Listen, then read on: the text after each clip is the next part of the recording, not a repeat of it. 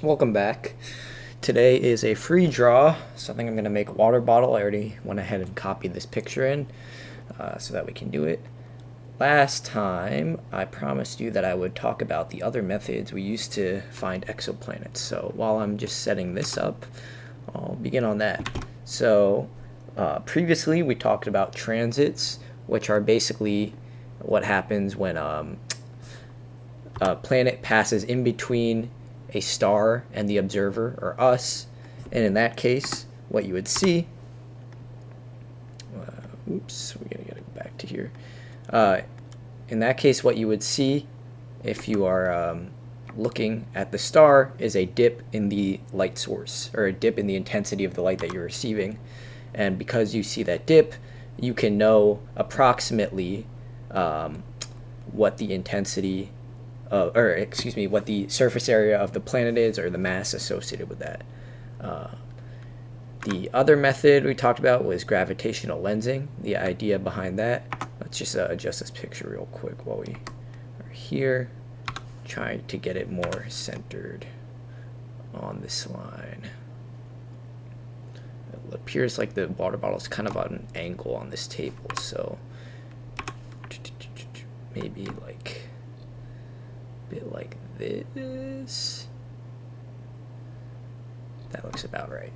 Okay, sorry. And the other one was gravitational lensing, where you can take a bunch of light and it kind of passes around a super dense object, and when it passes around that dense object, you can get more light. Okay. So two of the other methods we use to detect planets deal with the motion of those planets and observing the motion of the star in association with that. So I want you to imagine that two people have a rope connected between them, and they both are, standing a little ways from each other. What's happening? Why can I not select this dot? Why is it up here? Huh? What's going on? Is it you? Give me a sec.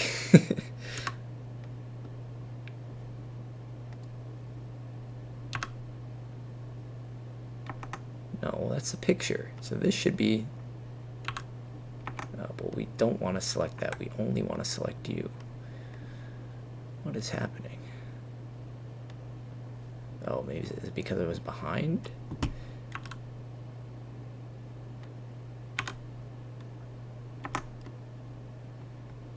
This doesn't make sense to me. Give me a second. Sorry. G, X.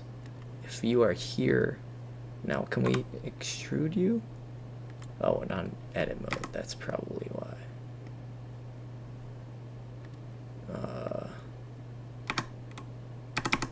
Huh. What's going on here? What if we restart this? Delete you. Let's move you back along the x-axis. Sorry, I know I was about to start talking about all this cool stuff, but I need to figure this out first. Why is this happening? Okay, that looks about right. Now we want to take a plane. Should be on here.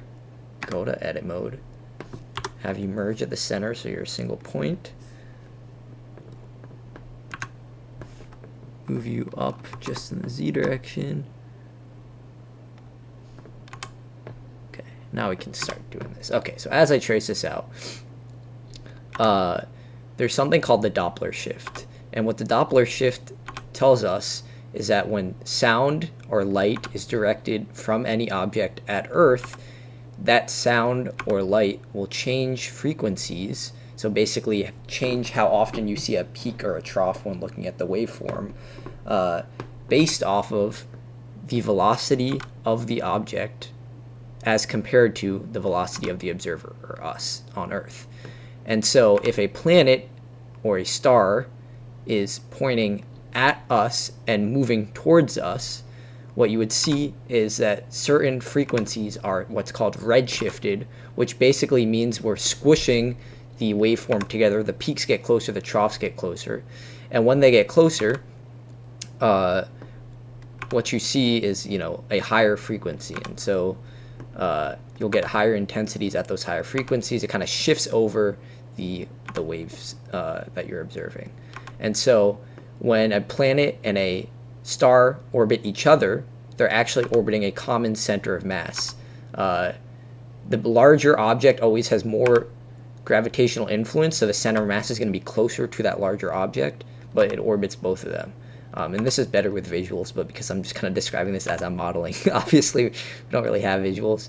But because we know what happens when a object is heading towards us, and we know what happens when an object is pointed away from us, we can basically determine if a planet and a star are orbiting each other based off of if there's any periodic shifts in the frequencies towards either red or blue, so towards longer and shorter wavelengths. If that happens repeatedly, it's probably a star orbiting a large planet.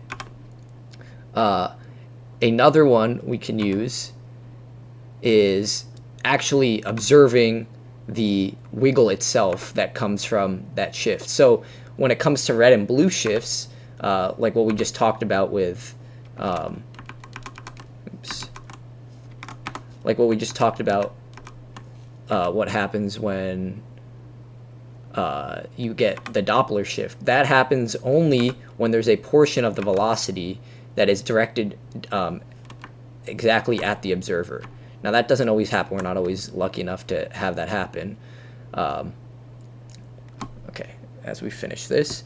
And so when that happens, we might have it just face on. So if you can imagine, and I can actually draw this part out, let's just first revolve all of this.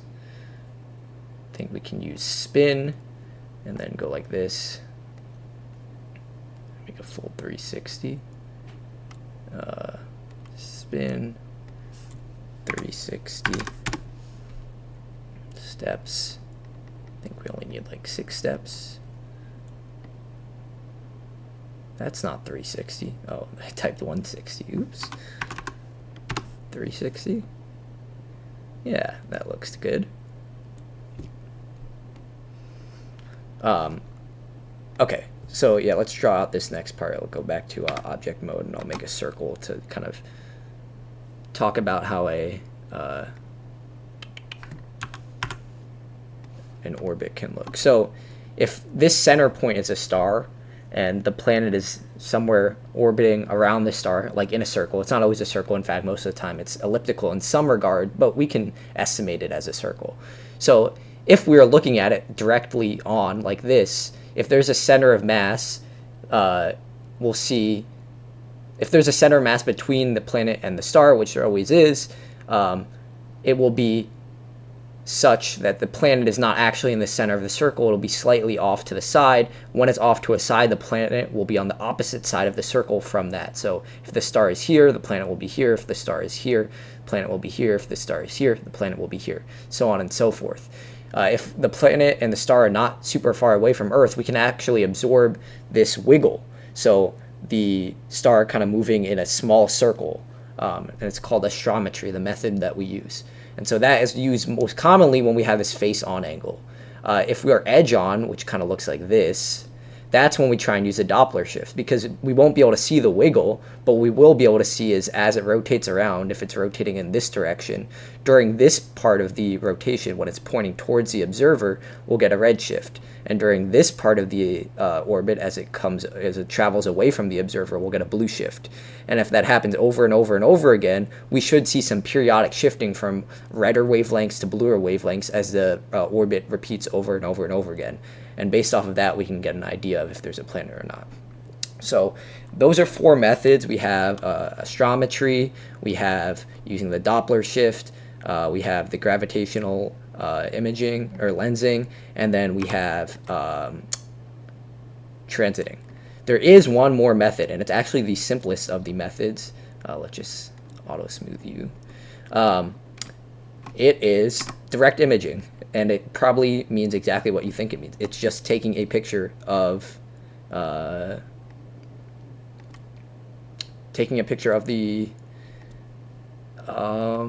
what's it called? Of the planet. You can't always take a picture of a planet if there's no light hitting it. So there basically has to be light bouncing off of a planet directed towards Earth, which we can't always get, but most of the time we can get it. And so we just got to kind of hope that it happens anytime that we're observing a planet. You can get a basic idea if we would expect to see it based off of the other methods. But yeah, those are the 5 methods. So there's, 5 main methods, I would say, but more being developed. And of course, as time progresses, the first exoplanet we discovered was quite literally less than 40 years ago. I think it was 1992 or something. So there will be lots of discoveries in the coming years. Don't you worry. Okay, let's get back to this. We want to make sure that everything but the cap is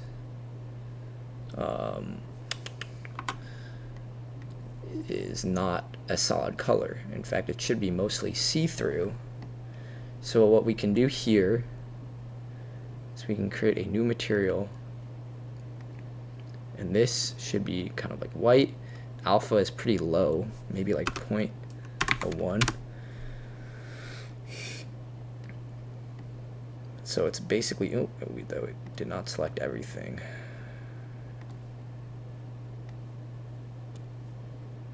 Okay. And then what we can do is go back to object mode, make a duplicate, size it slightly down. Actually, just size it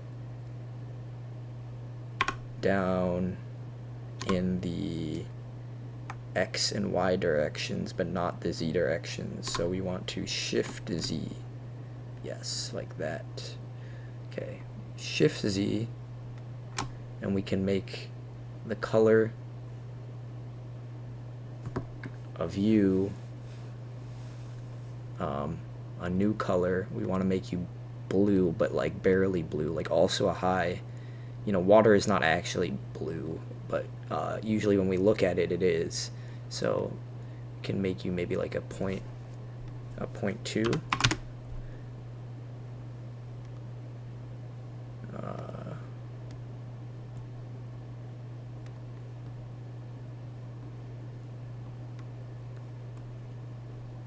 Okay, it's kind of hard to tell now, but what we can do is make a plane size this way up. Woo. Okay, so I think we just can't see anything right now. So I think maybe what we do is increase your alpha to like 0.1. Yeah. Okay, now we at least have this. The inside of you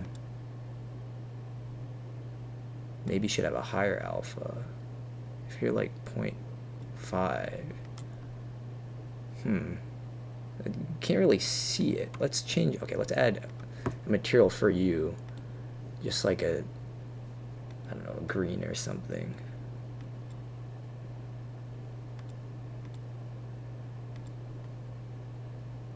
Maybe not a green. Let's just something that you would be able to see blue pretty easily on, like this.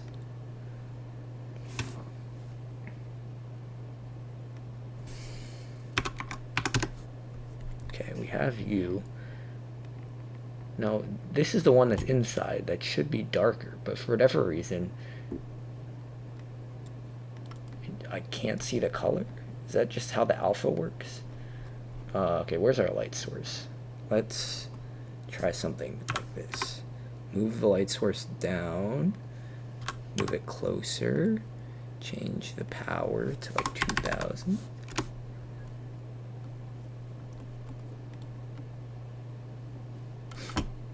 What if we add a solidify modifier?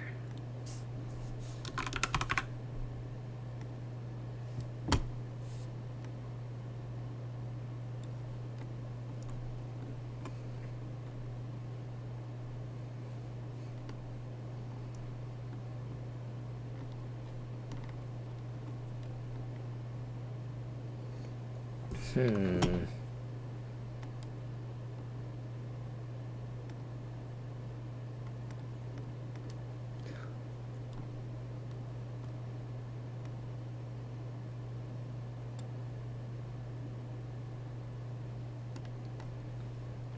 I don't quite know why this is happening.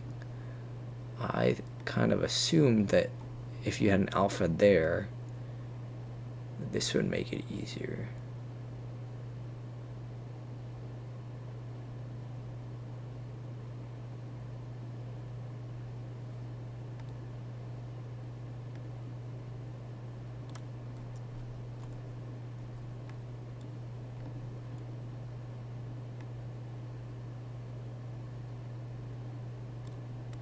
Huh.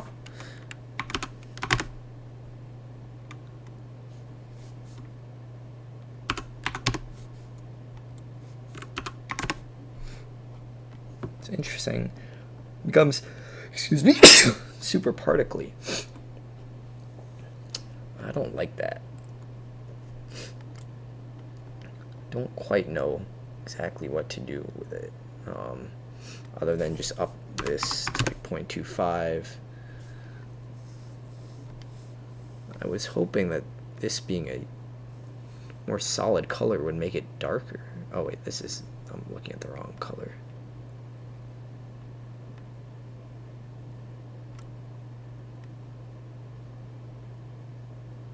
Like if it's rough, it should be, bouncing off more color. But even if we make it like a deepest blue possible, we're not seeing any of that color.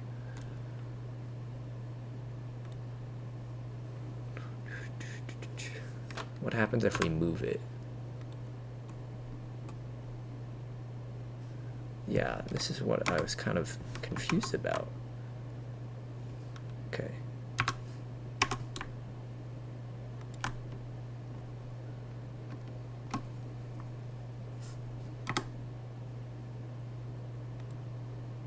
Okay, now we got that.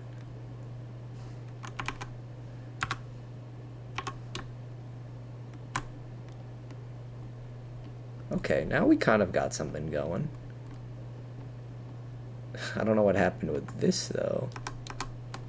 Oh, we just didn't select it.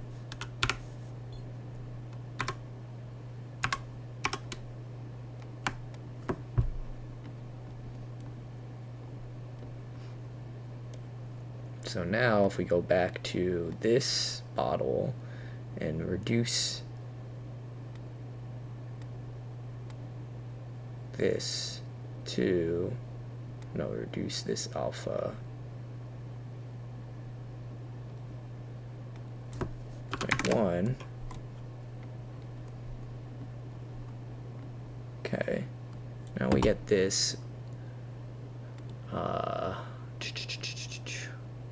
If we just render the image, how does it look? Okay, I don't have a camera, but I didn't place a camera, but this is fine, I think. Yeah, I'm not angry at that. Okay, let's move the camera so we get a better shot and maybe make some more lights, and then we can be finished. Shift D this light, G, Y, move it over here. We got this whole water bottle. Oops, what happened there? I don't want to select all of you, just want to select you. Let's move you down.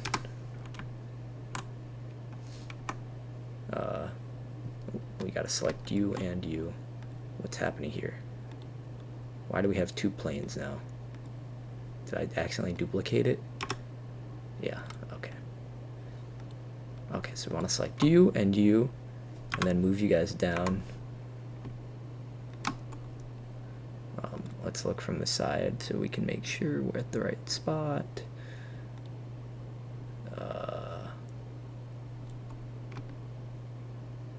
Looks pretty good.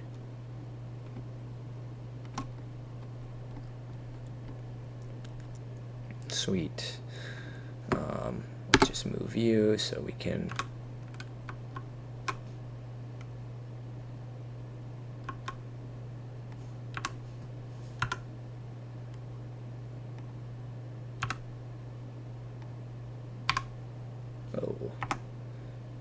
RZ. There we go. Okay, sweet. Let's go like this, like that, so we get both of the shadows in view. Perfect. And there's our water bottle. Thanks for watching. If you have any topics you'd like me to talk about, leave it in the comments, I guess. I don't really have anything on the top of my mind, but I don't know. While I'm doing the Blender modeling, I think it would be fun to just kind of ramble instead of talking about Blender. I'm sure, I don't know, I just feel like talking about Blender is not the most exciting. So if I can keep people captivated some other way, why not try it? And education's always good. So I figured it'd be fun to talk about like topics that I'm interested in, but I don't have anything off the top of the dome right now. Maybe I will by the next video though, so tune back in. Anyways, that's enough for me. Thanks for watching.